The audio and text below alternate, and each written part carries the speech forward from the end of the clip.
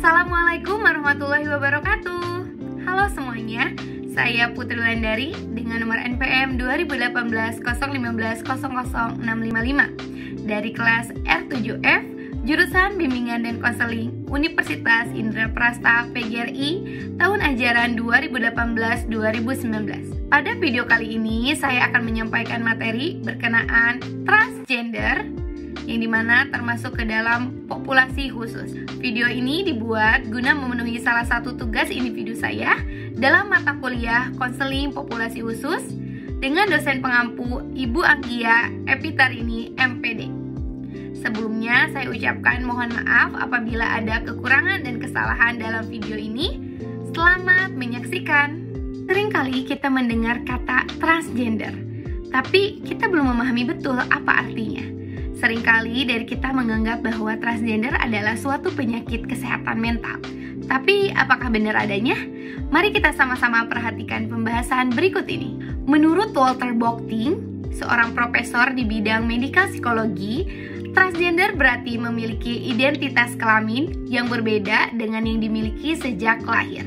Sebagai contoh, seorang transgender akan mengidentifikasi diri sendiri sebagai seorang perempuan walaupun ia terakhir sebagai seorang laki-laki.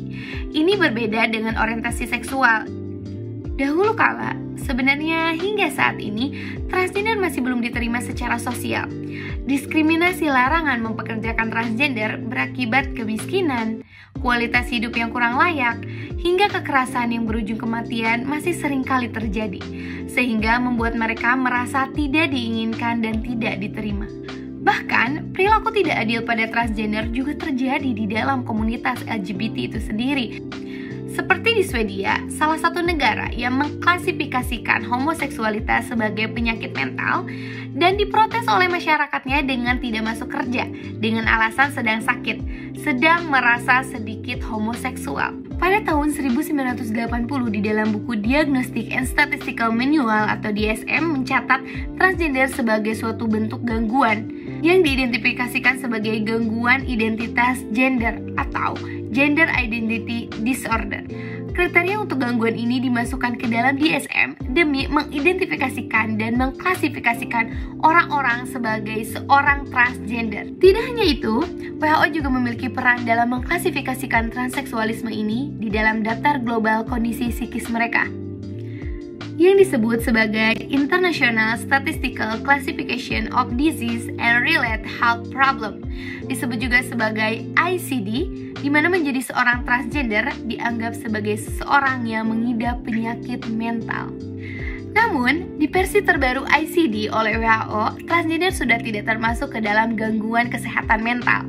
Bahkan, kabar terbaru dari DCM mengklasifikasikan sebagai gender dysphoria, yang berarti adanya konflik di dalam gender seseorang yang berlawanan dengan fitur biologis atau bawaannya. Seorang koordinator dari WHO, Dr. Leo, mengatakan, langkah ini diambil karena kita telah lebih dalam memahami bahwa transgender bukanlah suatu kondisi kesehatan mental, dan membiarkan tetap di posisi terdahulu akan menimbulkan stigma. Dengan ini, kaum transgender memiliki kebebasan yang lebih besar. Banyak yang merayakan dihapuskannya transgender dari gangguan mental, namun masih banyak pula yang menentangnya, salah satunya di Indonesia. Oke, selanjutnya kita akan membahas mengenai deskripsi narasumber. Klien transgender menjadi seorang wanita berinisial ZA, berusia 42 tahun, berasal dari Bogor dan belum menikah.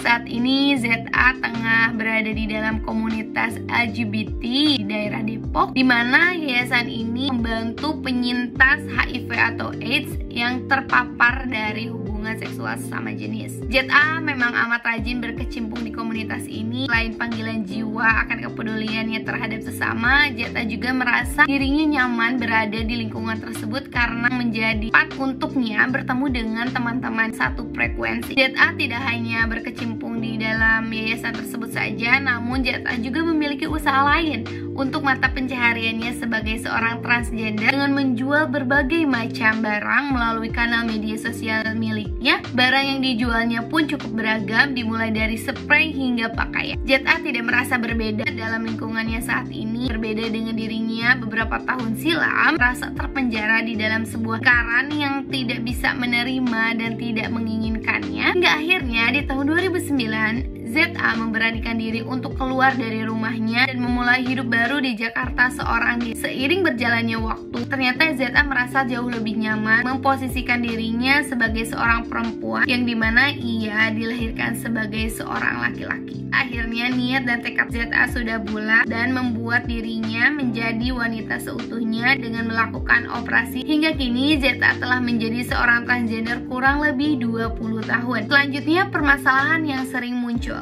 Yang pertama, ZA memiliki hormon yang kurang stabil dan berpengaruh terhadap kondisi wajahnya saat ini yang terdapat beberapa jerawat. Yang kedua, ZA masih merasa ketakutan atas apa yang dialaminya di masa lalu seperti dikucilkan, diskriminasi, hingga kekerasan yang dialaminya membuat ZA memiliki trauma dan bisa saja muncul sewaktu-waktu apabila ada pemicunya, di mana akhirnya ZA tidak bisa tertidur dan beraktivitas seperti normal. Yang ketiga ialah nafsu makan yang tidak bisa dikontrol. Terkadang ZA merasa sangat lapar dan terkadang juga ZA tidak memiliki nafsu makan. Yang keempat ialah emosi ZA memang cukup stabil jika tidak di dalam kondisi yang trauma, namun tetap dalam kondisi yang tidak sepenuhnya normal seperti sedia kala sebelum ia memutuskan untuk menjadi transgender. Yang kelima atau yang terakhir ialah stigma atau pandangan masyarakat terhadap dirinya. Akan tetapi masih ada saja orang-orang jahat menganggap ZA ini berbeda, menganggap ZA ini tidak pantas, dan tidak jarang juga orang-orang seperti ini melampiaskan amarahnya hanya karena tidak suka akan penampilan ZA. Selanjutnya ialah potensi-potensi yang bisa dikembangkan oleh ZA. Yang pertama pasti rasa empati dan simpati yang dimilikinya terhadap membantu sesama, lalu semangat yang tinggi, pekerja keras, dan juga tidak pantang menyerah. Dan juga untuk usahanya yang tengah dirintis saat ini, semoga bisa juga dijadikan peluang untuknya masa depan yang jauh lebih baik.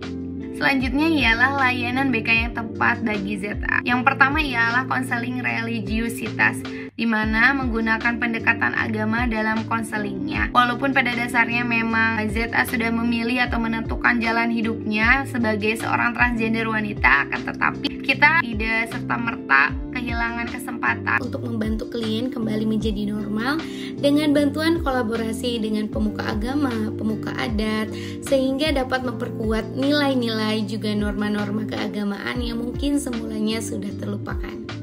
Yang kedua ialah layanan individual.